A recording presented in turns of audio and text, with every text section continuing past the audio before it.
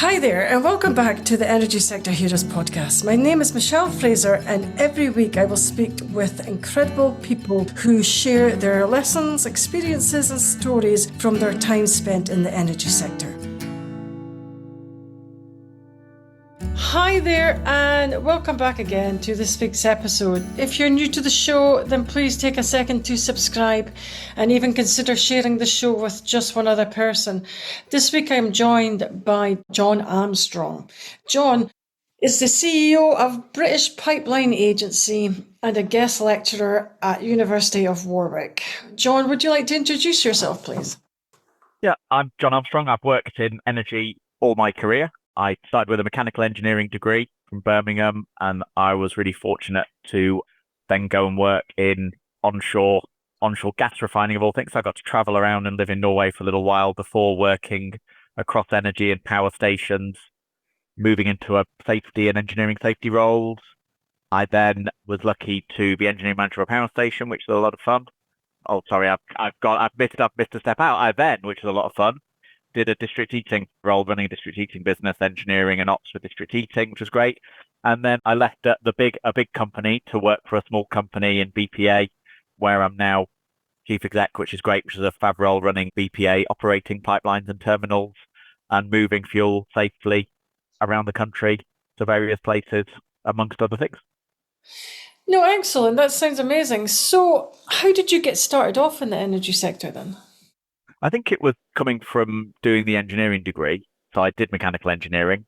I think I was probably in that group of people who sort of good at maths, good at physics at school, and engineering is a natural place for people who are sort of interested in maths and physics, but don't necessarily want to do the deep, sort of more academic side of those topics. And so mechanical engineering was a sort of place I sort of landed in and felt worked for me, worked really well. Initially, actually, I did a year with an organization called the Small Peace Trust, which was really great, that helped me go and do some placements around Europe and things, which was really good fun and really interesting. And so coming out of university, I think I applied for you apply for lots of different things.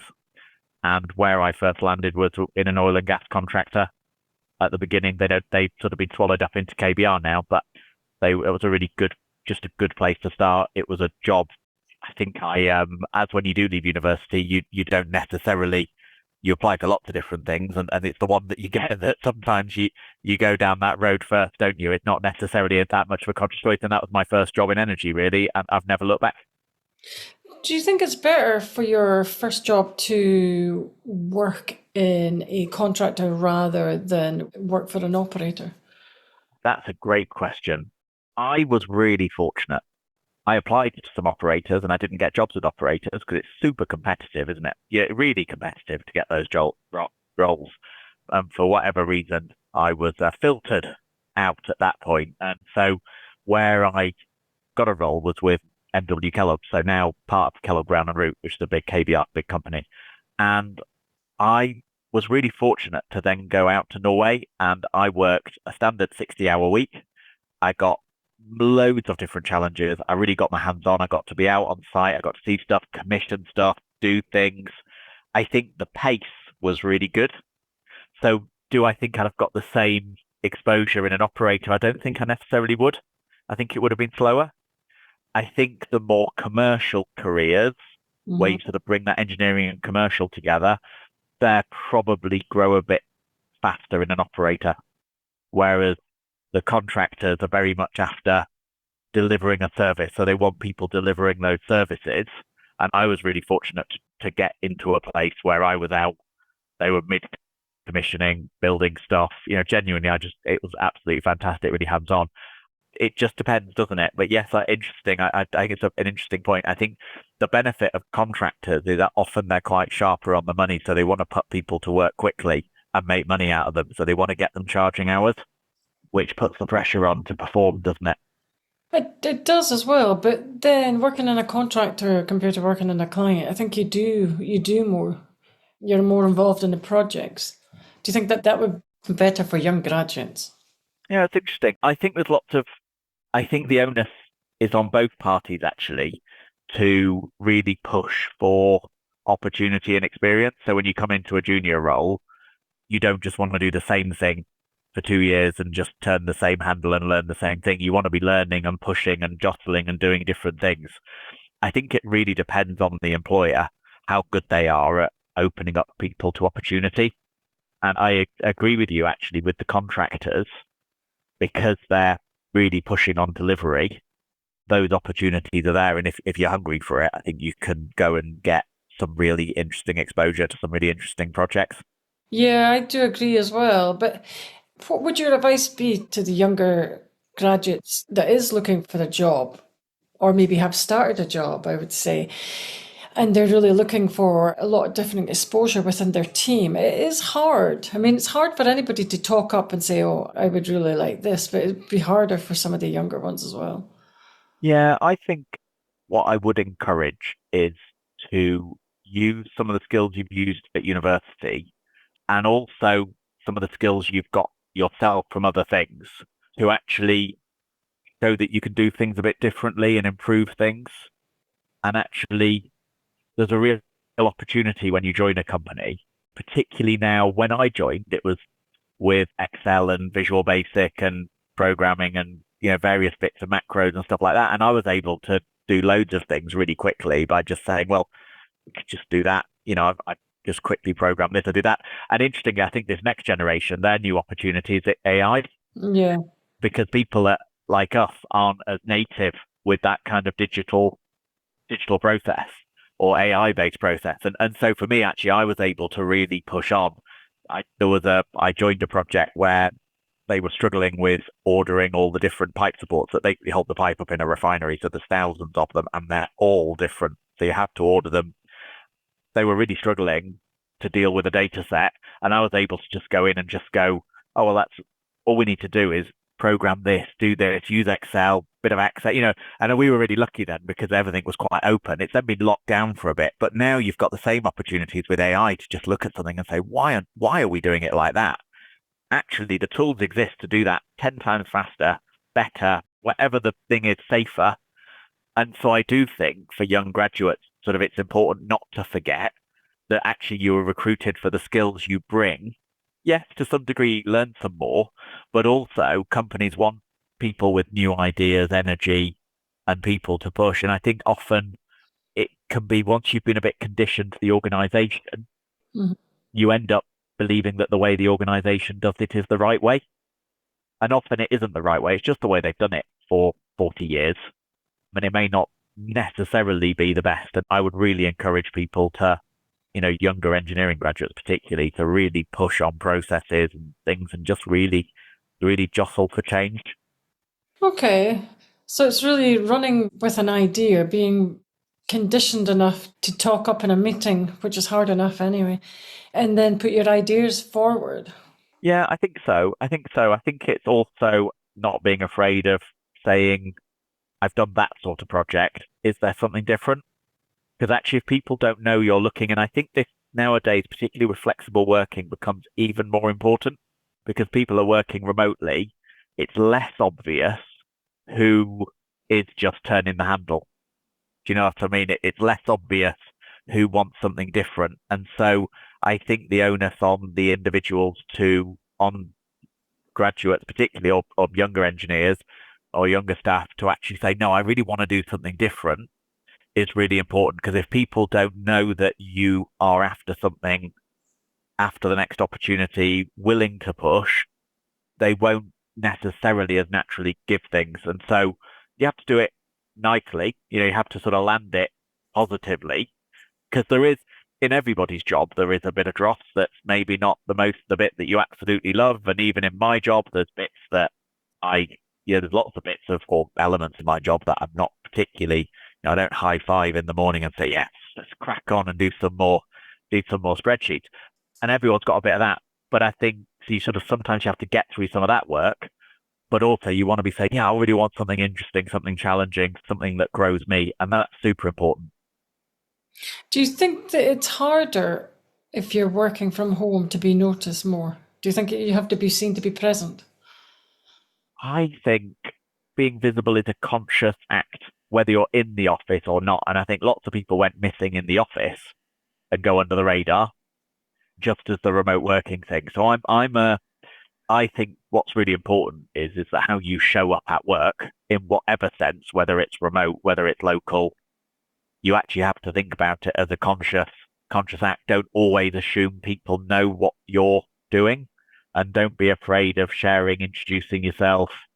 And I think for a more think about the way the people who you need to know what you're up to, communicate, because they may communicate differently than you. There is different, it's really important not to kind of group generations and say, well, all of that group communicate like this, because that's never true. So the generalizations aren't always helpful, are they? But I think it is important to think, well, actually, those people over there have meetings or they like to be on teams, and actually how do I get into one of those so at least people know who I am? And that is really, really important. And I think that's in any job actually, is that if you want to go missing and hide under the radar, I think you can do it in the office or you can do it remotely. I think it's harder for some people. I think if your natural tendency is to want to step back a bit, you might just have to work a bit harder. Okay, but how would you get noticed, even if you were at home or even in the... Great question, isn't it? Yeah. I genuinely think you genuinely never be afraid of emailing or messaging anybody.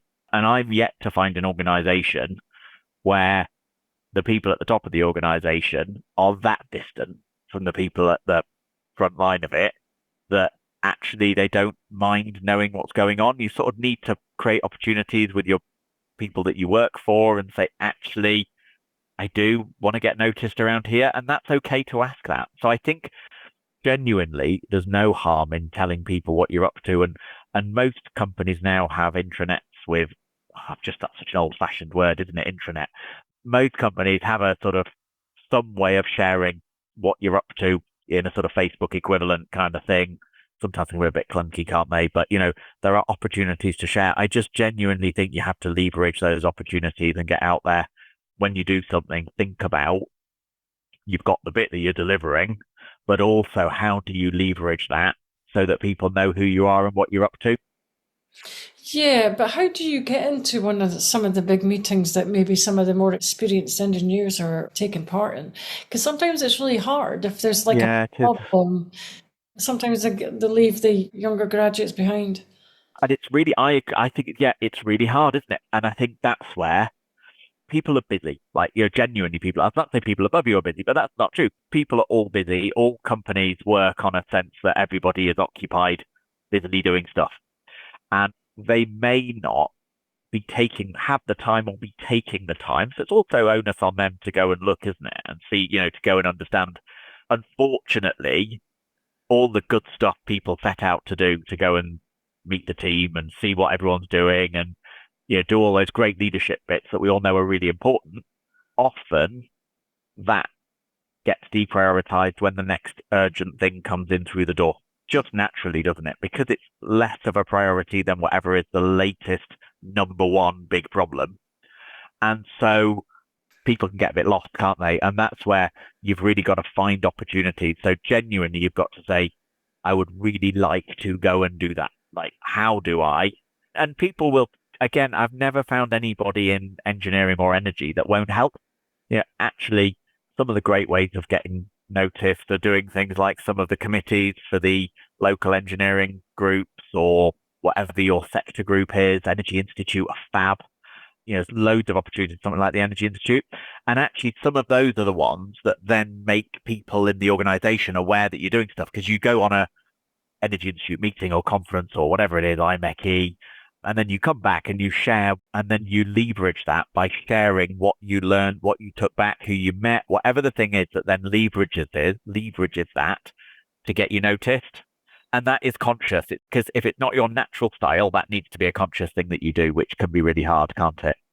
It is, because I'm a member of my institute and I've not been there recently. It is just finding time. And even, I'm significantly older than some of the graduates now, but even it is just scary walking into a room full of people that you don't even know. Yeah, it is.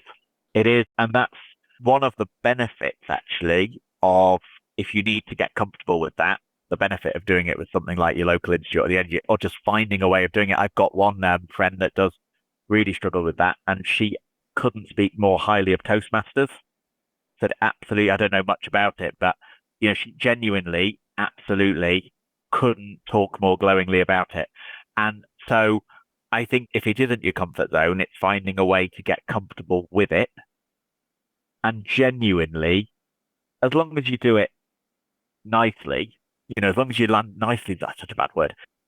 As long as you do it in a way that doesn't come over as too sharp-elbowed or pushy, actually people genuinely want to know what people are up to and how they're doing and what they're working on. Like, people genuinely are interested.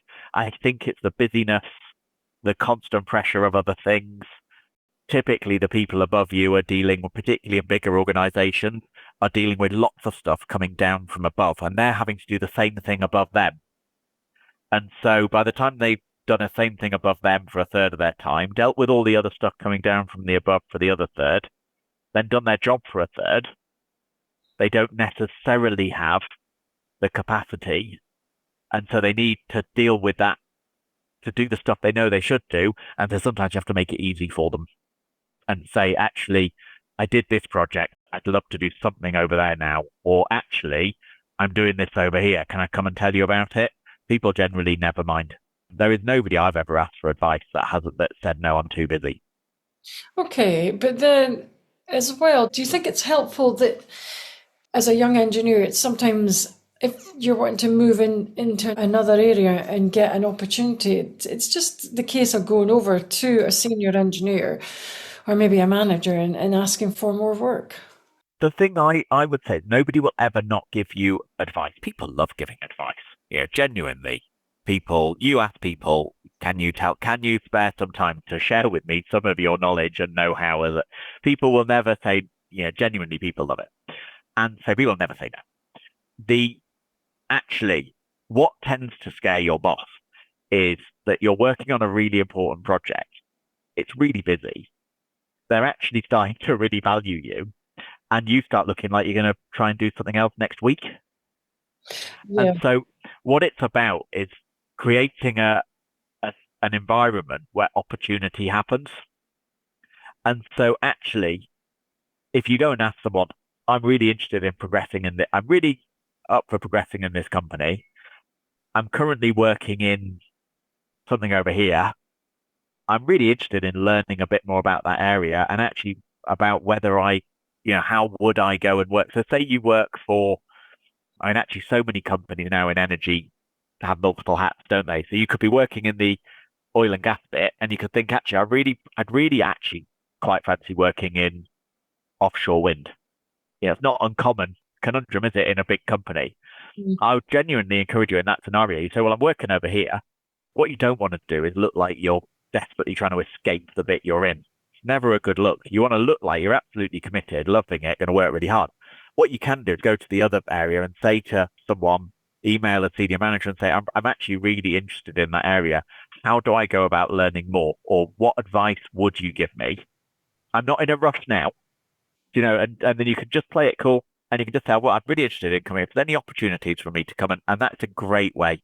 Once someone gives you advice, what often happens particularly in bigger organizations, is you don't know when the opportunities are going to pop up. Yeah, I talked about the power station job I did, which was a fab job. I was really fortunate, and you make your own luck. The person who'd accepted the job pulled out 3 days before going down there, and I got a phone call on a Friday afternoon saying, "Do you fancy being engineer and manager of a power station? Good, you can start on Monday." Mm-hmm. Yeah, and so it's a good example, isn't it? I'd obviously made it aware I was genuinely up for it. I didn't really, genuinely, I'm up for this. I'm up for an opportunity. If I'd done that groundwork, actually something suddenly came up where there was an opportunity and I was able to jump on it and genuinely never look back, really. That was one of the springboards. Did I consciously apply for a role? At that moment, the company needed them fast.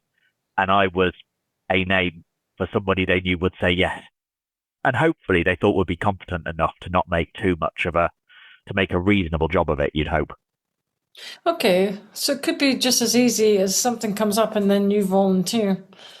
It can be. It's not always it's about creating that sense around you that you're someone who is credible, confident, get stuff done, pretty flexible. And so then opportunities, and then there's other opportunities you apply for and you jump through lots of hoops. And I've had other jobs that have had 8 interviews, and there is no set path, is there? And you genuinely don't know. But it's about creating that space so that opportunity can happen.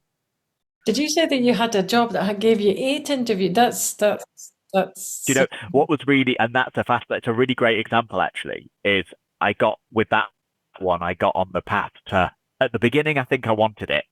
By about interview 5, I really wanted it. By interview 8, by the time they offered it me, I was so fed up of it, I didn't accept it. really. Yeah, yeah. And so by 8, I'd actually gone cold on it, which is really interesting, isn't it? It was sort of this kind of really keen, and then I'm just jaded now because if you, how many rounds can you actually put somebody through? It's the most I've heard. What did you Yeah. actually do on all the stages? Well, it was different people and different, yeah, it was just different assessment rounds. And this with HR, and then the manager you're going to work for, and then their boss wants to look at you, and then the rest of the team. And it was just kind of, by the time I got to the end of it, actually, I'd lost momentum. The process had lost momentum. And I was just like, actually, I don't, now I've been through all these, I'm not actually sure it's for me. So you didn't have to prepare like a Oh, presentation that was in there. Yeah, those presentations in there, psychometrics. and Yeah, it was a proper.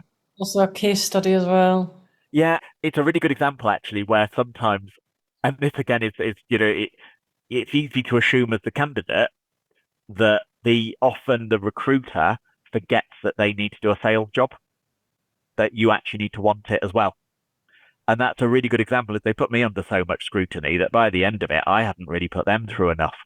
So how do you, if you were going to go back and change anything about that process for your 8 interviews, what would you change?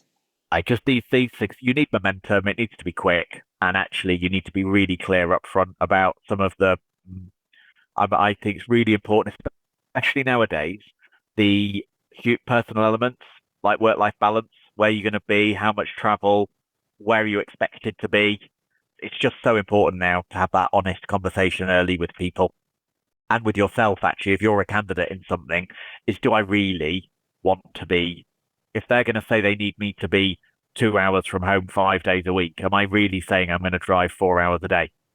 It's amazing how people will say yes to that until, yeah, it's amazing how you need a really honest conversation early, I think, with especially when there's that kind of change in happening.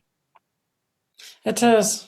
Because I can't even believe that people would say, no, I don't even think wouldn't believe that people would say, yeah, to drive in 2 hours one way to get to a job. But then doing it can be really hard.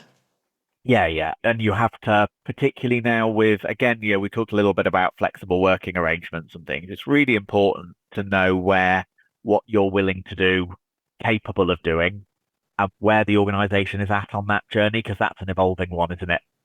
It can do. It can do.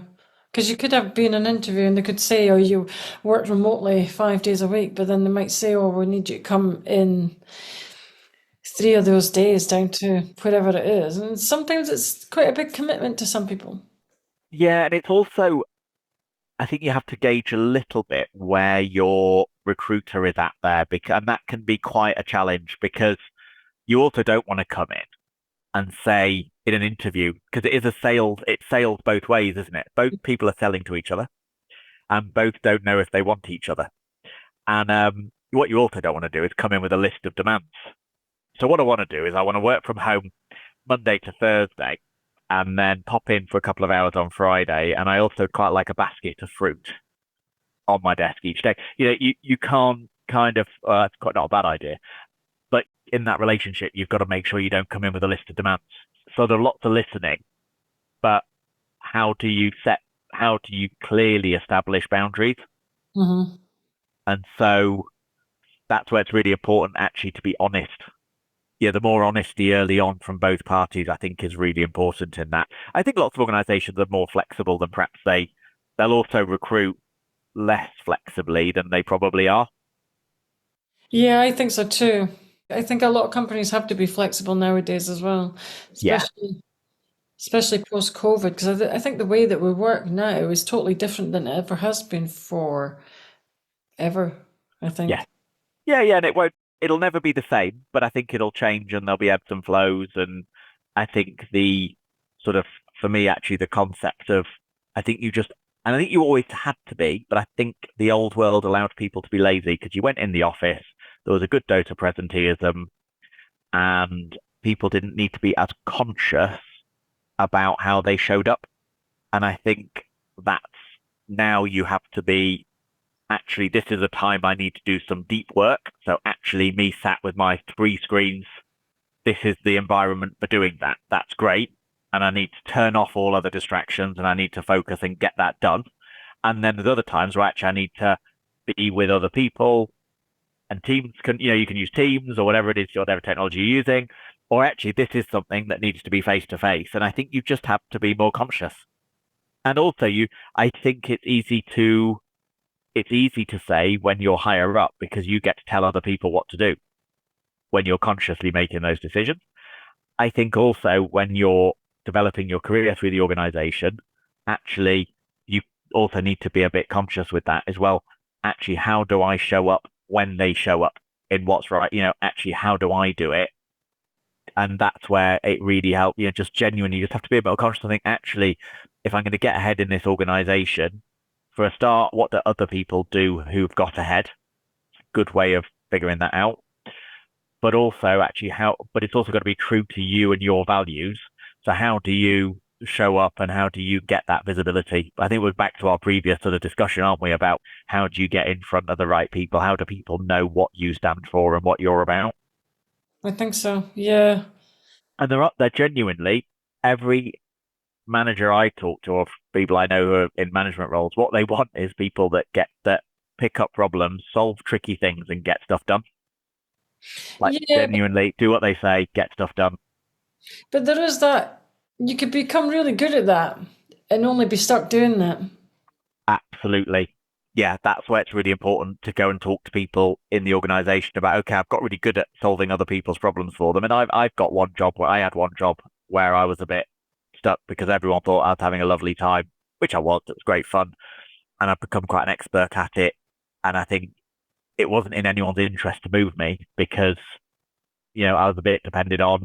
I probably liked being depended on, so it's probably my own fault. But I got a bit stuck. And it's a really that's again really important to consciously think about, well, okay, if I don't want to do this forever, what do I want to do next? Who do I go and talk to say, actually, how do I get the brand, which is me, out there so that people, when the next opportunity comes up, I'm in the top for it. And that's really important. And there's a lot of personal branding in there, isn't there, about how do people, when people talk about you, do they talk about you in the context of, oh yeah, that's somebody, they'd be great for this if that came up? Or do they say, I don't really know. They're really good at fixing stuff, but I never really hear what they've done. I've heard they're good at fixing, it's just about personal branding. And I think that's more important. That becomes more important now than ever. Do you really believe that you are a personal brand and it is quite important? Yeah, yeah. I think, well, we all are, aren't we? I mean, I don't think it has to be as conscious as that because I don't think it's waking up in the morning and thinking, oh, I'm going to be this way today. Hmm. I think it's actually being true to you and your values and what you want to do, making sure that people know that. So it's just being more conscious about it. I don't think I mean, I certainly I'm not. Well, I hope I'm not. I don't think it's being so conscious that I'm going to behave in this way to Hmm. that extreme and that my personal brand will be the following. But I do think it's recognizing that you do control what you put out in lots of ways. Hmm. I hope that explains. Does that explain it right? I think so. Yeah. Yeah. Working abroad for younger engineers.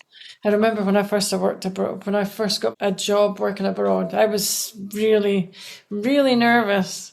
And I had to talk to my mum, who literally forced me to go over. But it is scary for any age. Have you got any advice for that? Yeah, I'm trying to think it's a really good example. Yeah, I agree. It is scary. And I think often people that have traveled a lot and moved around a lot are a bit more, perhaps don't recognize how intimidating some of those experiences can be.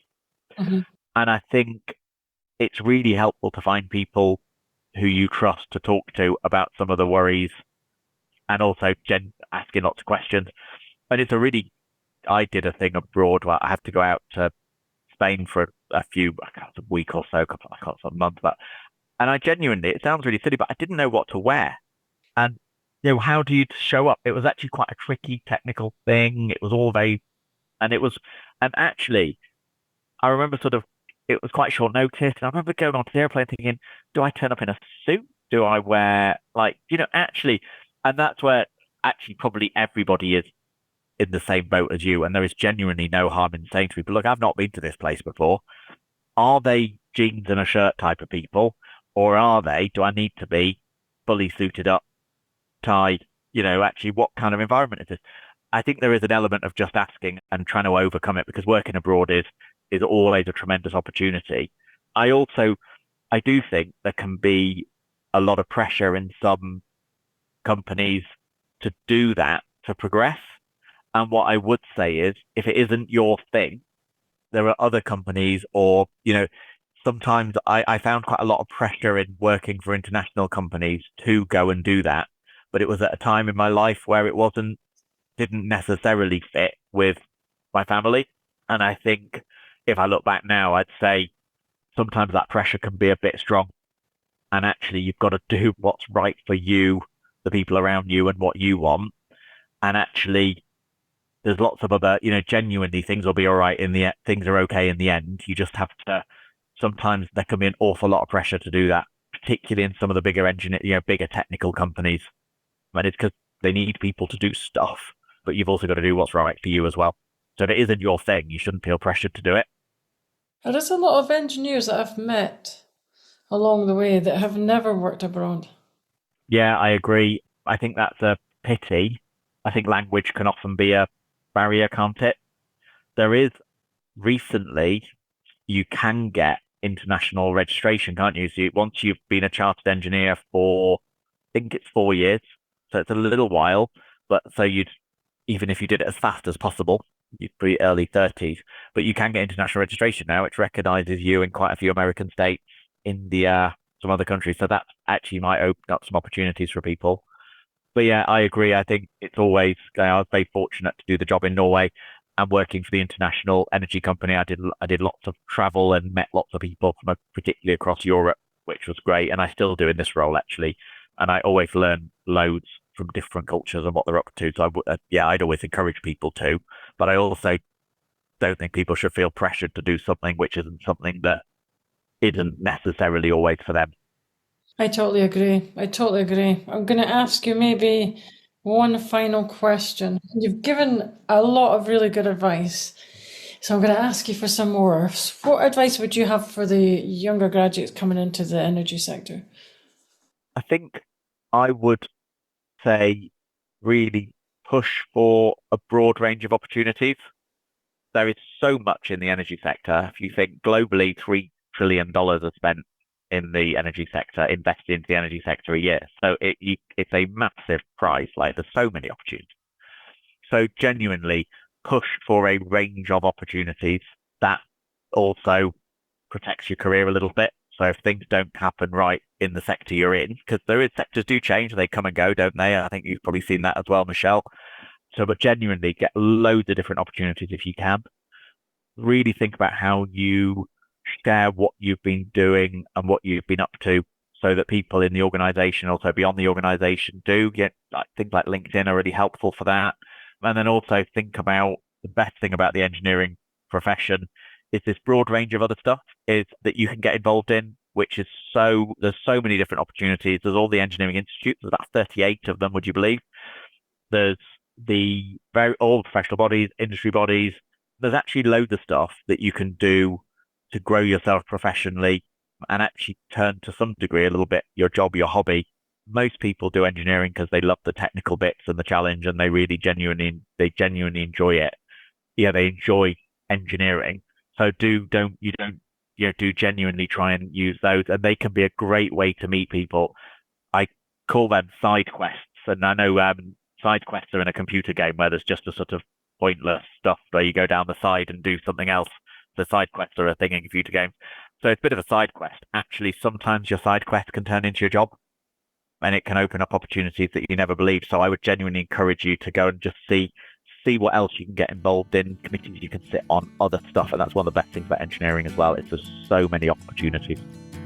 I do agree. There is quite a lot of opportunities out there for all ranges of, no matter what level you're at, actually. So that's all the questions I'll have today. I would like to thank John for your time. That brings us to the end of another episode. Thanks for listening and see you next week.